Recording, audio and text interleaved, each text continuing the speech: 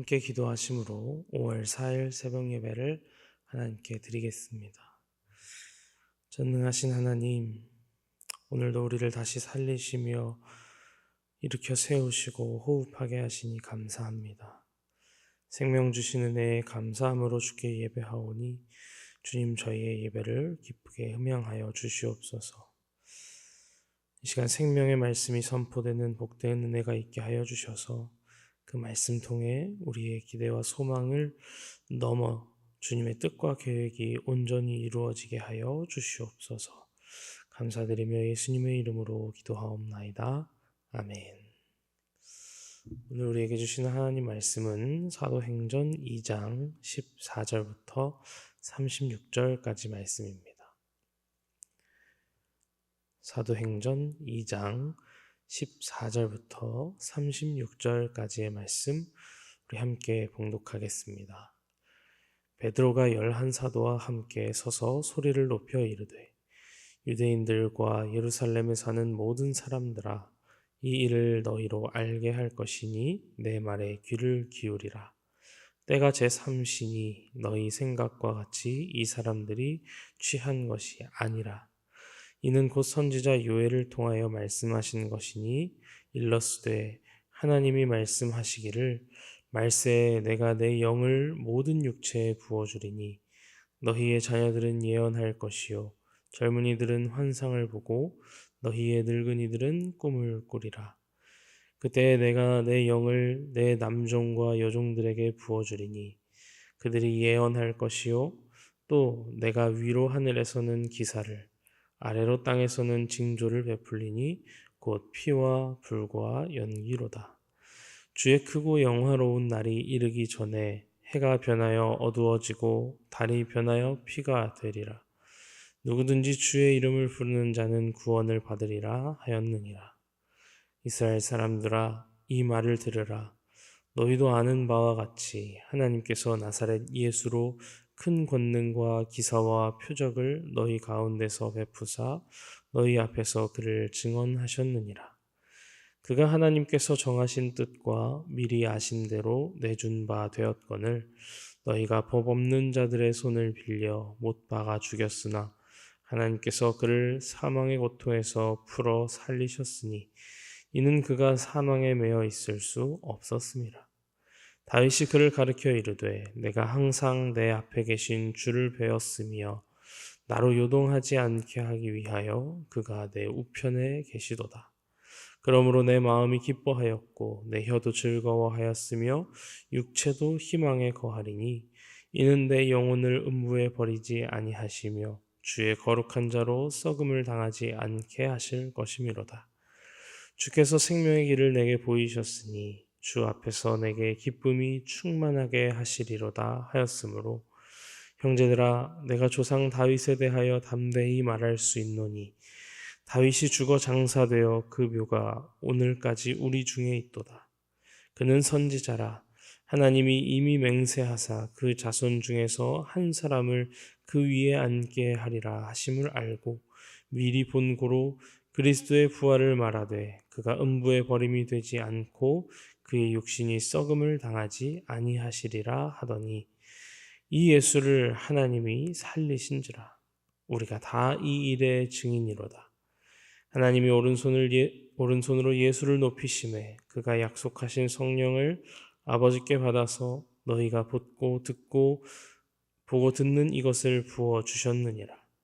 다윗은 하늘에 올라가지 못하였으나 친히 말하여 이르되 주께서 내 주에게 말씀하시기를 내가 내 원수로 내 발등상이 되게 하기까지 너는 내 우편에 앉아 있으라 하셨도다 하였으니 그런즉 이스라엘 온 집은 확실히 알지니 너희가 십자가에 못 박은 이 예수를 하나님이 주와 그리스도가 되게 하셨느니라 하니라. 아멘. 우리가 어떤 누군가와 인간관계를 맺을 때 가장 처음에는 어떤 태도로 다가갈까요? 처음에 그 사람을 알아가기 위해 노력합니다. 보통은 이 좋은 인간관계를 맺어가고 또 유지하기 위해서는 기본적으로 상대방이 어떤 사람인지 알아가는 것, 어떤 사람인지 파악하는 것이 중요하기 때문입니다. 물론 그 사람의 모든 것을 알고 모든 것을 파악할 수는 없지만 그럼에도 조금씩 알아가기 위해 노력하는 것이죠. 아, 저 사람은 이런 걸 좋아하는구나. 아, 이런 것은 조금 싫어하고 불편해하는구나. 이런 알아가는 과정이 반드시 필요한 것입니다. 그 과정 없이 내가 누구인지만, 나는 어떤 사람인지만 일방적으로 드러내고 강제하는 것은 서로를 위해 그리고 좋은 인간관계 형성 방법은 아니라는 것입니다. 우리가 교회 안에서 신앙생활 할 때도 마찬가지입니다. 우리 각자가 아픔이 있고 또 어려움이 있고 하나님 앞에 그것들을 구하기 위해서 나아오지만 그럼에도 이 주님께서 허락하신 공동체 안에서 우리가 하나된 지체로서 서로 관계를 맺어갈 때 먼저 알아가는 것이 필요하다는 사실을 우리는 기억해야 합니다. 어느 정도 오래 알고 사귀었다고 해서 내가 마치 그 사람에 대해서 다 아는 것처럼 해서도 안 되며 항상 상대방 입장에서 한 번 더 고려하고 또 생각하고 그 사람을 배려하는 모습을 통해 그 선한 영향력으로 아름다운 공동체가 세워져 간다는 것입니다. 그럼에도 그것보다 조금 더 중요한 것이 있습니다. 누군가와 인간관계를 맺는 것보다 우리에게 더 중요한 것이 있다면 바로 우리가 오늘 만나고자 하는 예수님과의 관계입니다. 우리에게 주어진 여러 인간관계들, 공동체가 되었든 가족이 되었든 우리 직장이 되었든 그런 수많은 관계 속에서 가장 중요한 관계 맺음이 있다면 그것은 바로 예수님과의 관계 맺음이라는 것이죠. 바라기는 우리 하나님과 우리 예수님과 더욱더 관계가 좋아지는 성도님들 되시기를 축복합니다. 우리에게 가장 중요한 관계, 그래서 우리에게 정말 중요한 관계, 바로 하나님을 알아가고 예수님을 알아가는 것인 줄로 믿습니다. 오늘 나누는 이 말씀을 통해 주와 그리스도 되신 예수님을 더 깊이 알아가는 성도님들 되시길 축복합니다. 그래서 그 알아감과 예수님과의 관계 속에서 풍성한 은혜와 사랑을 누리는 우리 성의 모든 성도님들 되시길 주님의 이름으로 축원합니다. 오늘 말씀의 배경을 살펴보면 유대인의 3대 절기 중 하나이죠. 유대 민족의 최대 명절 중 하나인 이 오순절을 맞이해서 전 세계에 흩어져 살던 수많은 디아스포라 유대인들이 예루살렘에 찾아와 모이게 되었습니다. 그 유대인들 무리 가운데는 예수님을 골고다 언덕에서 본 사람, 십자가에 못 박혀 죽은 사건을 직접 목격한 사람도 있었습니다. 그러나 대다수의 예루살렘 유대 사람들은 이 예수님을 메시아로 받아들이지 않았습니다. 흩어져 있던 다른 유대인들 또한 마찬가지입니다. 예수가 누구인지, 예수님께서 무슨 일을 행하였는지 모르는 무리들이 대부분이었던 것이죠. 그래서 베드로는 그 수많은 유대인들이 함께 모인 이 자리를 기회 삼아서 예수님에 대해 설교하고 선포합니다. 예수님께서 온 세상의 주인이시며 우리의 주인 되시며 우리의 그리스도 되심을 담대하게 선포하고 있는 것이죠. 설교 말씀의 주제는 이것이었습니다. 예수님은 누구시냐?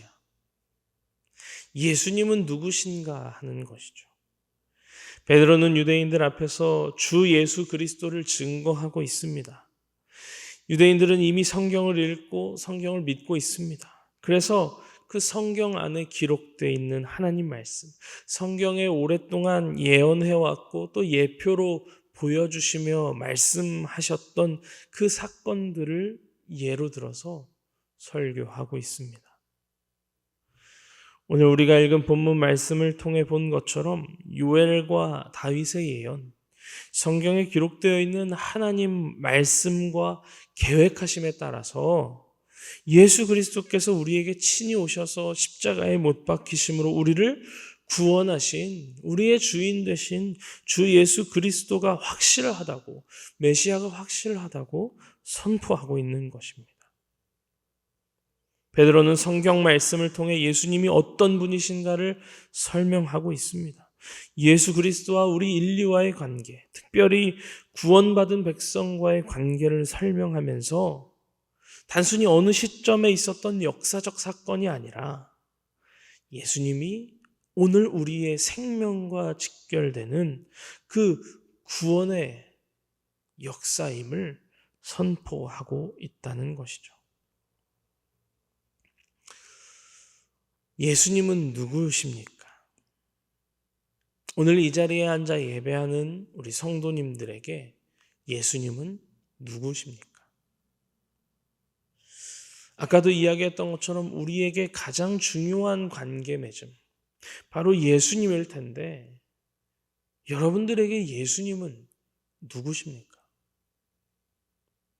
그저 우리의 어려움을 해결해주는 해결사이십니까? 그저 우리의 소원을 이루어주는 요술램프인 것입니까? 그저 내가 중요해서 나만을 만족시키며 나의 유익을 위한 그런 보물단지에 불과한 것입니까?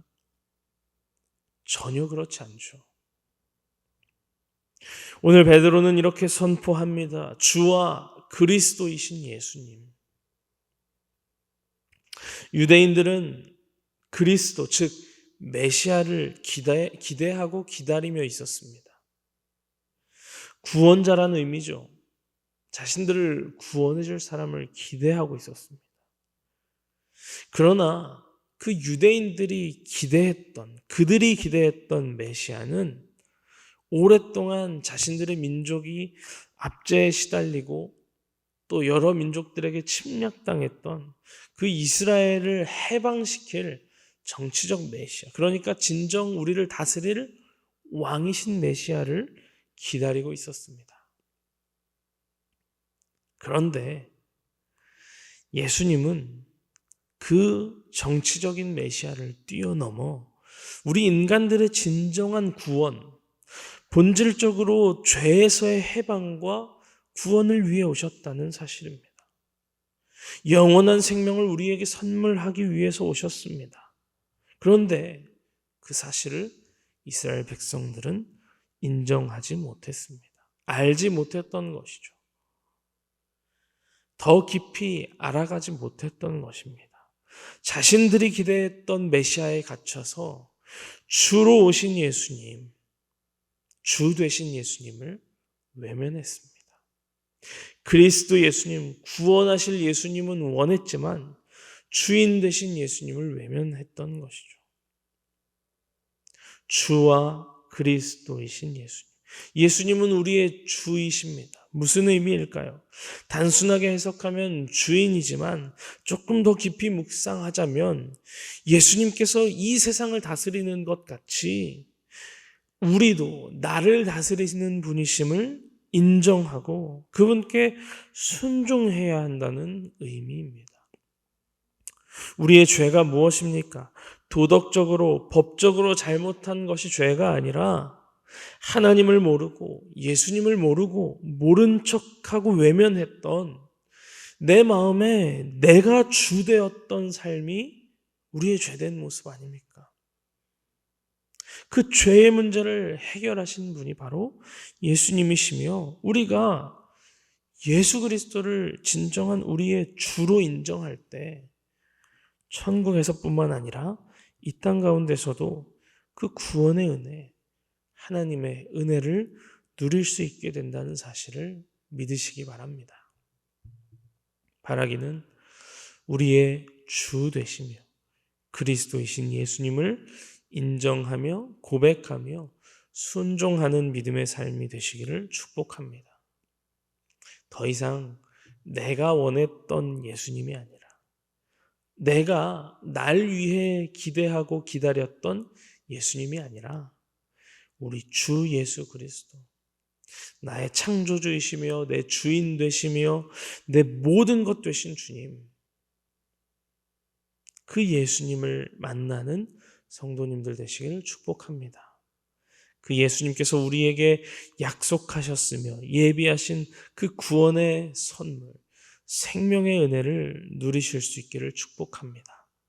그 복을 누림으로 주님과 함께 이 땅 가운데서도 하나님 나라를 누리는 우리 수동의 모든 성도님들 다 되시기를 주님의 이름으로 축원합니다.